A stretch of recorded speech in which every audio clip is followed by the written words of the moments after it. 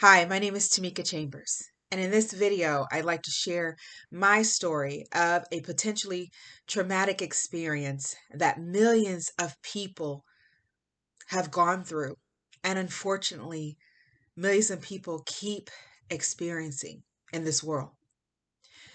Now, before I share exactly my abuse experience, I'd like to take you a little bit further into my home in Memphis, Tennessee. My mother said that even before my birth in 1975, she saw another side of my father. From the doing whatever she asked him to do. What can you do this? Can you do that? Yes, honey. Yes, yes. To after their marriage, you're married now. You get in the kitchen, you cook. And then she started seeing balled up fists coming to her several days of the week. She said many days of the week she lived with what we deem a Jekyll and Hyde personality. Nice some days, 3 days, mean the next 4 days or the other 4 days. And so to a point that she didn't know what to expect. That recently, within the last couple of months, my mother told me that fear was growing inside of her and she didn't even know it. It took the death of her father and the reaction of her husband to say enough is enough. And just years and years of fear to say enough is enough. But within that experience, one day, my mother told my brother and I, we shared a bedroom in the Memphis apartment we stayed in. And she told us to stay in the bedroom and that she would come and get us. Stay put. Close the door. Close the other door that led to the living room. Well, curiosity led me out of our bedroom. I'm the oldest, and to the door that led to the living room. And I stood there and squinched my eye and I looked through the peephole and I could see my mother on the couch directly across from me, a man in a dark uniform standing in front of her.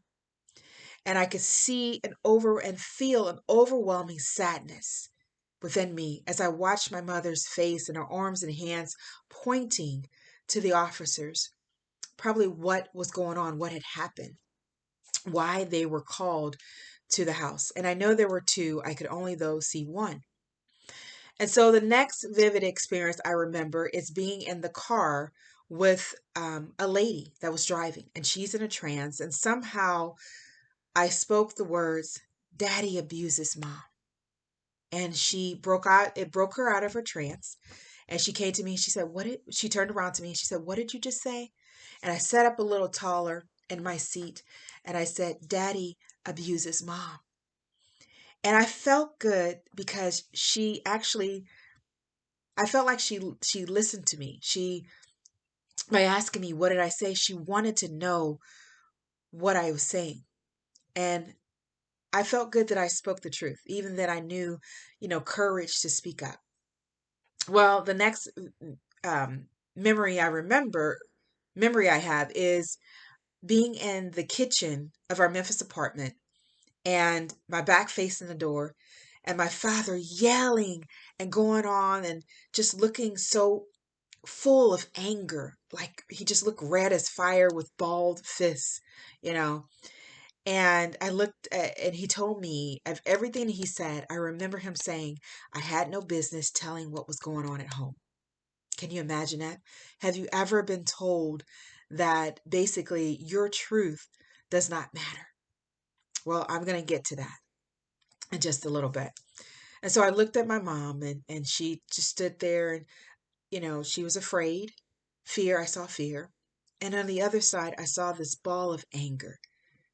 And I went inside of myself and asked myself, went inside and asked myself, was I wrong for speaking up? Why did something that felt so right felt so wrong in that moment?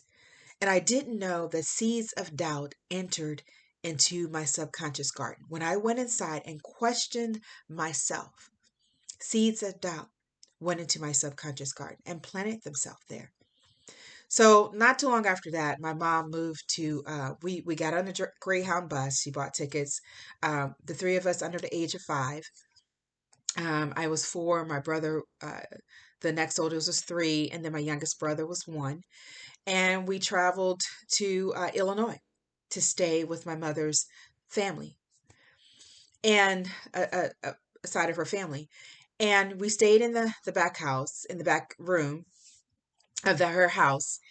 And for something happened where 2 family members actually led me into the dark wilderness of childhood sexual abuse. And one by force, one by kindness, affection, games. And I remember my first experience. I remember a lot about my abuse experience, but I also remember seeing the person within me that my first time I said, no one deserves to be forced to do something they don't want to do. And these truths continue to build upon me because I held on to this dark secret. There was a time when I wanted to speak up, but I lost my courage to do so. And so I continued in this dark secret for about 5 years until another family member, another girl, spoke up. And that led to me being questioned, did it happen to me? And that day I had mixed feelings. I felt happy that it was finally out, but I also felt disappointed in myself for not telling the secret. And then um, a chain of events happened. One of them being, I, I was in my bedroom of our first home. That was one after we stayed in the back house of this family member. We moved into our first house. We stayed with her for about a year, and the abuse continued in that house. But when the abuse seeker was out, I looked out my window in the crevice of my bed and my dresser, and I said words that actually changed my life, changed my path, a potential path, and just made me more aware of what was going on because I wanted to be aware.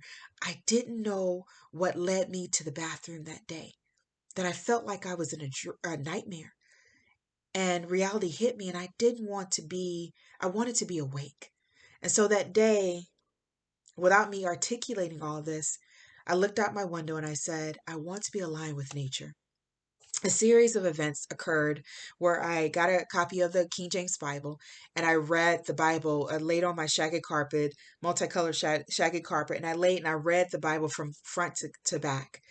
And I remember one day I received a bookmark, white bookmark, and I was thinking to myself, what is this? And I flipped it over and it had the Lord's Prayer on there.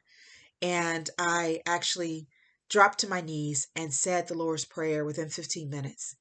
Um, I looked at the clock just to see how long it would take me.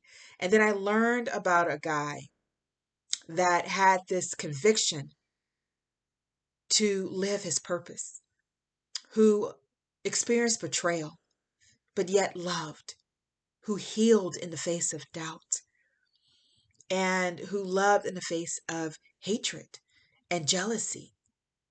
And he was honestly, when I think about it, the first guy that I saw that is what a man is supposed to be like as far as the characteristics.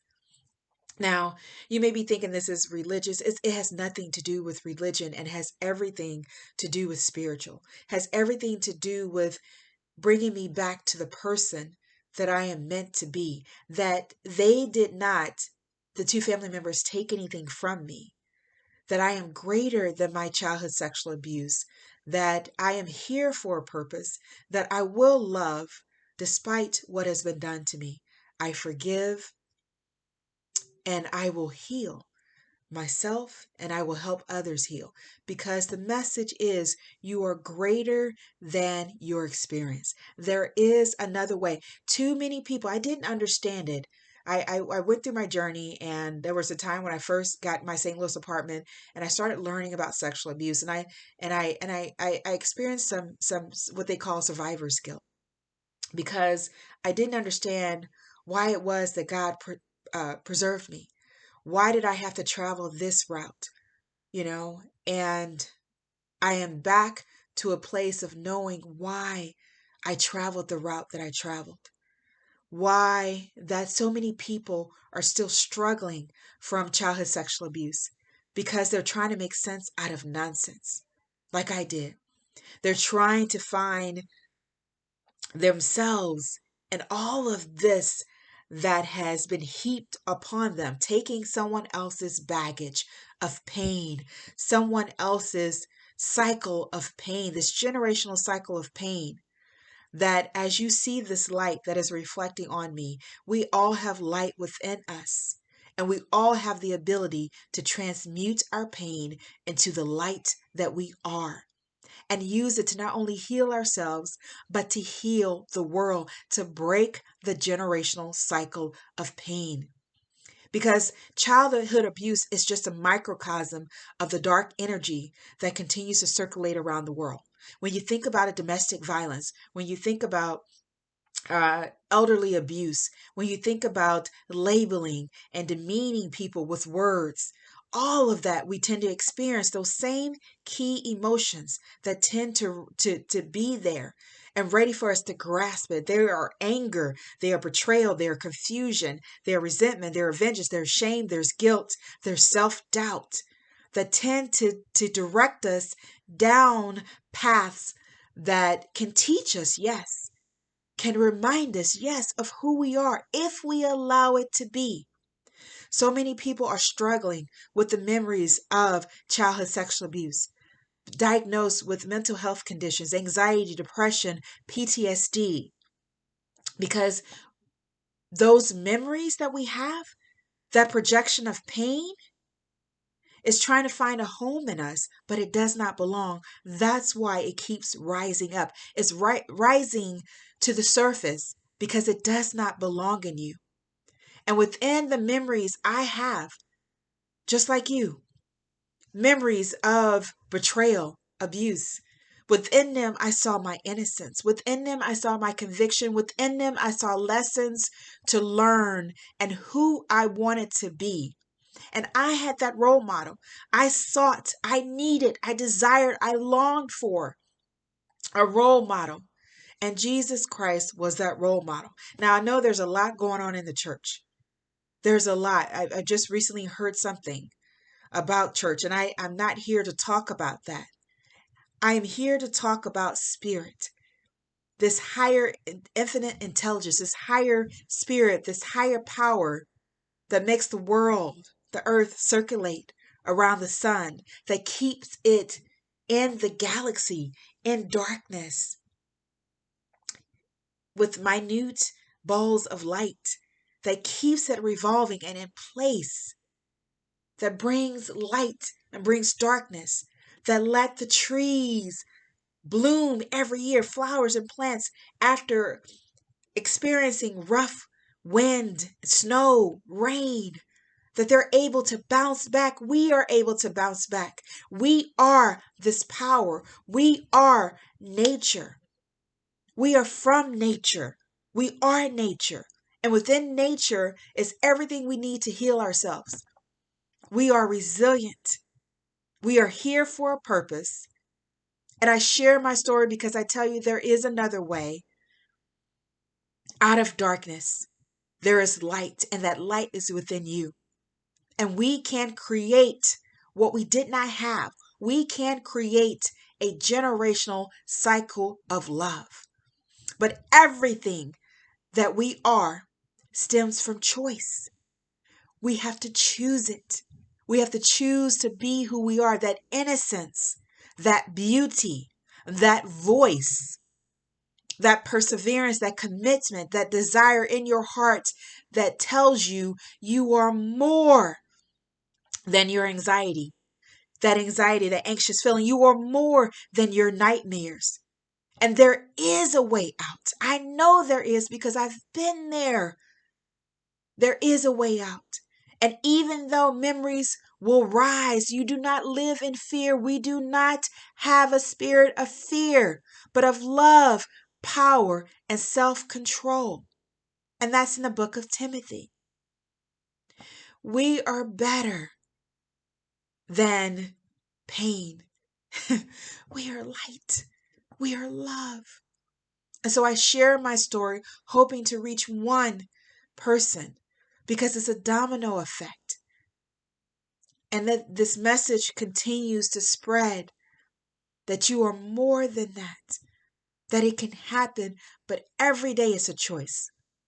And every day to build the foundation from which you were created on of love, peace, justice, fair goodness, compassion, truth, purpose, to raise up those walls that allow love in and prevent pain from seeking in your soul, soil and your soul. And so this is my story. My story is I create my story. My story is it is not over. My story is I continue to live and learn and love because that's who I am, because that's who I choose to be. Thank you for watching. Thank you for listening. Remember, whatever you have been through, we have choices. We make them. Be the light that you are meant to be.